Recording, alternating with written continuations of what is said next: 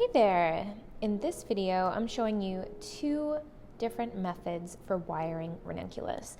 And disclaimer, got these ranunculus fresh from market, and a day later the petals were falling. They were still fresh, but they were just falling apart. So good time to show you how to wire ranunculus. So first up, we're going to start with the center thread method, and this will take a 22 gauge wire, and see where I'm pointing here at the carpel? That is where you're going to insert the wire, and holding the stem as straight as possible without breaking it, you're going to feed that wire down through the center of the stem. And you may have to kind of move your hand and the stem a little bit to make sure that that wire is staying center, because you don't want the wire poking out the side of the stem. You want it to stay straight down the center. And if you didn't know, ranunculus are hollow, so it should go down there really easily. And then once you get that down far enough for your purpose, take your needle nose shears or really thin wire cutters and give that as close to the carpel as possible a snip. And there you have it. That is the center thread method. We are now going into the hairpin method. For this, you'll need Oasis corsage tape. Make sure you stretch it. We always stretch it to activate that sticky part of the tape.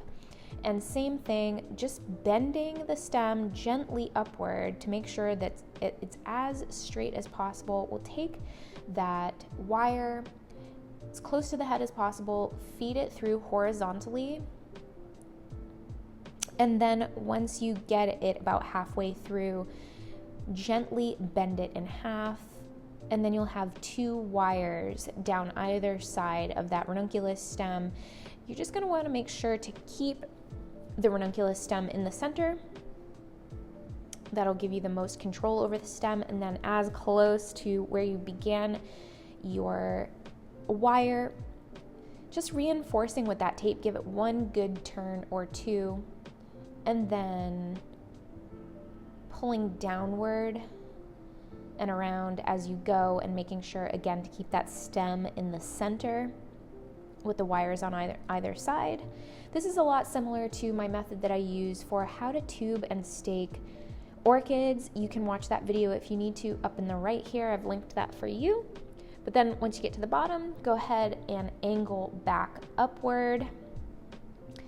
And just reinforcing over itself, you're kind of using your other hand to make sure that it's nice and taut, and then pull. And then there you have it. Here's the hairpin method. Which method do you prefer? Do you like the center thread or the hairpin method better? I think each has its unique uses, so let's talk a little bit about that. I would use the center thread method because it's the most discreet. You don't really see any of the mechanics.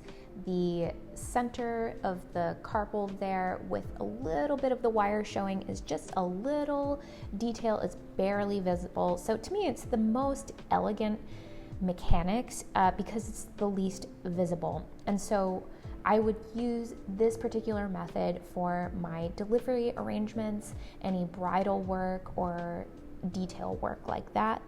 And for the hairpin method, I would use that method for larger scale installations, perhaps wedding work, installation work.